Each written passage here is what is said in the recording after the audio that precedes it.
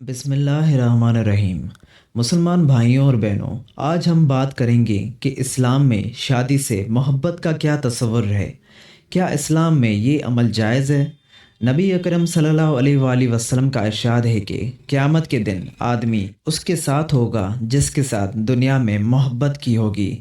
हमारे जहन में आने वाला पहला जुमला कि मोहब्बत क्या है, निकाह से पहले की मोहब्बत कैसी है, इसके बारे में जानते हैं। नाजरीन, मैं निकाह से पहले होने वाली मोहब्बत को हराम नहीं कहता। जानते हो क्यों? क्योंकि जुलेखा को निकाह से पहले ही मोहब्बत हुई और हज़रत खदीजा को भी कबल अज निकाह रसूल सल्लल्लाहु अलैहि वसल्लम पसंद आए थे। अब ये तुम पर है कि तुम्हारी राह कैसी है, हलाल या हराम। हज़रत खुदाए रसूल सल्लल्लाहु अलैहि वसल्लम ने फरमाया, हमने दो मोहब्बत करने वालों को निकाह जैसी बेहतरीन और कोई चीज़ नहीं देखी। अलावा अज़ीन दीन इस्लाम में रिश्ता, नाता, मोहब्बत, दोस्ती और बाहिमी ताल्लुकात की बुनियादी इंतहाई पाकीज़गी और शफाफियत पर कायम है। यही वजह है कि इस दीन ने अपने मानने वालों को सबसे बढ़कर इन रिश्तों से मोहब्बत करने और एहतराम करने का हुक्म दिया है, जिनसे मिलकर एक बेहतरीन घर, ख़ानदान और माशरा कायम होता है। इस दीन में मर्द औरत के बाहिमी ताल्लुकात, मोहब्बत, दोस्ती और उल्फत की बुनियादी इंतहाई पाकीज़गी पर कायम है। जैसे शोहर और बीवी का रिश्ता, माँ और बेटे का रिश्ता, वालिद और बेटी का रिश्ता, बहन और भाई का रिश्ता, दादा और पोती का रिश्ता, नाना और नवासी का रिश्ता। ये वो अजीम रिश्ते हैं जिन्हें इस्लाम में मर्द व औरत के महरम से ताबीर किया जाता है और जिनके बुनियादी जायज़ और शफाफ मोहब्बत पर कायम है। जबकि दूसरी तरफ अगर मर्द व औरत के माबीन मस्कुरा कोई भी रिश्ता ना हो तो ऐसे मर्द व औरत को हमारा इस्लाम नामहरम या गैर महरम करार देता है और चंद बातों पर उसके दरमियान पाबंदियां आयद कर देता है।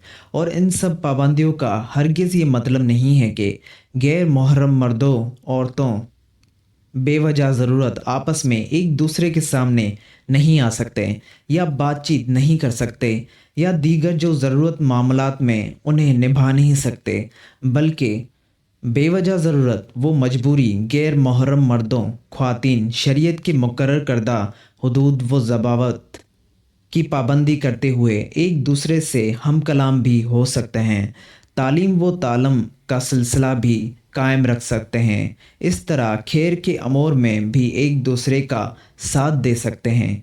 यही हमारे दीन की मयानी रवैया है। इसमें ना तो मुकम्मल बिला हदूद वो कैद की आज़ादी है और ना ही बिला वजह की पाबंदी।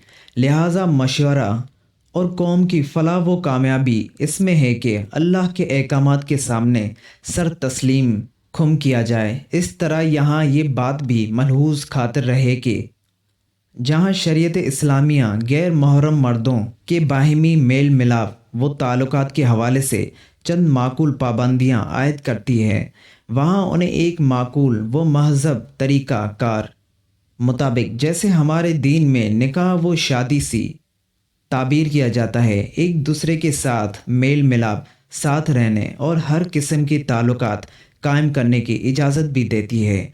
लिहाज़न जब कोई लड़का किसी लड़के के बारे में या फिर कोई लड़की किसी लड़के के बारे में संजीदा हो तो शादी का रिश्ता कायम करने से पहले भी उन्हें शरई हुदूद में रहते हुए एक दूसरे को देखने, बातचीत करने और एक दूसरे का मजाज समझने की आर्जी इजाज़त भी है। मगर याद रहे कि शरई हुदूद किसी भी तरह पामाल ना हो, लेकिन अगर वो बग़ैर पर्दा और बग़ैर हिजाब के एक दूसरे के साथ रहना चाहें, एक दूसरे के साथ ज़िंदगी बसर करना चाहें, तो अपनी इस संजीदा को निकाह के ज़रिए अमली जामा पहनाएं और फिर साथ रहें। और फिर इस तरह अल्लाह रब्बिल आलमीन की मोहब्बत भी, मदद भी उनमें शामिल हाल होगी। ये रिश्ता जितना पाकीज़ा और साफ़ होगा तो माशरा भी उसे कदर व कीमत के लिहाज से देखेगा। मोहब्बत एक फितरी और ताकतवर जज्बा है जो कभी भी किसी को भी किसी से भी हो सकता है। اس پر کسی کا اختیار نہیں ہے، مگر ایک بات یاد رہے کہ محبت دو طرح کی ہوتی ہے۔ اب جانتے ہیں کہ پاکیزہ محبت کا ہمارے اسلام کیا تصور ہے۔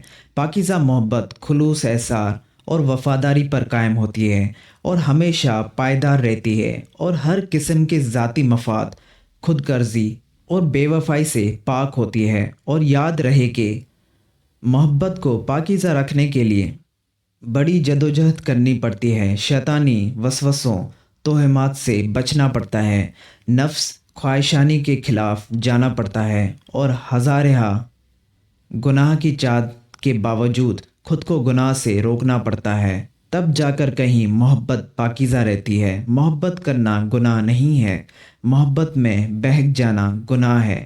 کہتے ہیں کہ محبت میں سب جائز ہے، غلط کہتے ہیں۔ محبت وہ جائز ہے جس میں پاکیزگی ہو۔ ناپاک محبت کے بارے میں ہمارا اسلام کیا کہتا ہے؟ خبیث محبت مالی، ذاتی اور جنسی رذیل مفادات، خود غرضی اور بے وفائی پر قائم ہوتی ہے اور ہمیشہ کمزور رہتی ہے اور جلد ہی ختم ہو جاتی ہے، بلکہ اس کا انجام اور اختتام اکثر دشمنی پر ہوتا ہے، کیونکہ اس کی بنیاد ہی غلط ہوتی ہے۔ اس میں لڑکا لڑکی ایک دوسرے کو اپنی پکچرز بھیجنا، ایک دوسرے سے بات چیت کرنا، ایک دوسرے کو دیکھنے کو ہرگز معیوب نہیں سمجھتے، حتیٰ کہ ایک دوسرے کو دیکھنا اپنا سکون قرار دیتے ہیں، اور مستقل طور پر اپنی محبت کو، اپنے رشتے کو گناہ میں دھکیل دیتے ہیں، اور یہاں سے ان کے رشتے میں بے پردگی پیدا ہوتی ہے، اور وہ دیکھتے ہی دیکھتے جلد ایک دوسرے کو کھو دیتے ہیں۔ کسی نامحرم کی محبت میں گمراہ ہو کر اللہ سے شکوہ مت کریں۔ جس رشتے کی اسلام میں گنجائش ہی نہیں، اس میں برکت کیسے ہو سکتی ہے؟ اب جانتے ہیں محبت کے متعلق اسلام کا تصور کیا کہتا ہے۔ یاد رہے کہ اسلام کا تصور محبت کے متعلق صرف پاکیزہ محبت کا ہے، اور اسلام صرف اس محبت کو تسلیم کرتا ہے جو شرعی حدود کے اندر قائم رہے۔ اسلام نے تو محبت کو ایمان کی بنیاد قرار دیا ہے۔ آپ صلی اللہ علیہ وآلہ وسلم کا ارشاد گرامی ہے کہ قسم ہے اس ذات کے جس کے قبضے میں میری جان ہے، تم اس وقت تک جنت میں داخل نہیں ہو سکتے جب تک کہ ایمان نہ لے آؤ، اور اس وقت تک مومن نہیں بن سکتے جب تک کہ آپس میں محبت نہ کیا کرو۔ میں تمہیں ایسی چیز نہ بتاؤں جس سے تم آپس میں محبت کرنے لگو؟ فرمایا کہ آپس میں سلام کو فروغ دو۔ نکاح اور ایمان کے سوا کوئی عبادت ایسی نہیں جو حضرت آدم علیہ السلام کے وقت سے اب تک جائز ہو اور جنت میں بھی باقی رہے۔ رسول اللہ صلی اللہ علیہ وآلہ وسلم نے فرمایا، نکاح میری سنت ہے، جو شخص میری سنت سے اعتراض کرے گا وہ مجھ سے نہیں۔ نکاح کی خوبصورتی کیا ہے؟ رسول اللہ صلی اللہ علیہ وآلہ وسلم نے فرمایا، دو محبت کرنے والوں کے لیے ہم نکاح کی مثال کچھ نہیں دیکھتے۔ جب کسی مرد کا دل کسی لڑکی سے متعلق ہو جس سے اس کا نکاح کرنا جائز ہے، یا کسی لڑکی نے کس لڑکے کو پسند کر لیا ہو، تو اس کا حل شادی کے علاوہ کچھ نہیں۔ نکاح جیسے تعلق کے علاوہ ان کے مابین کوئی اور تعلق اور دائمی قرب نہیں ہو سکتا۔ اس لیے اگر اس محبت کے ساتھ نکاح ہو تو یہ محبت ہر دن طویل اور زیادہ ہوگی۔ اب جانتے ہیں کہ محبت کا امین کیا ہے، اس کے بارے میں دین اسلام کا کیا نظریہ ہے۔ دین اسلام چونکہ خود ایک پاکیزہ مذہب ہے، لہٰذا اپنے ماننے والوں کو بھی ہمیشہ اور ہر معاملے میں صرف اور صرف پاکیزگی کا ہی درس دیتا ہے، اور صرف اسی رشتے کو، اس محبت کو اور اس معاملے کو ہی قبول کرتا ہے جس میں پاکیزگی ہو، ورنہ ہر رشتہ، محبت اور معاملہ رد ہے جو کہ ناپاک ہو۔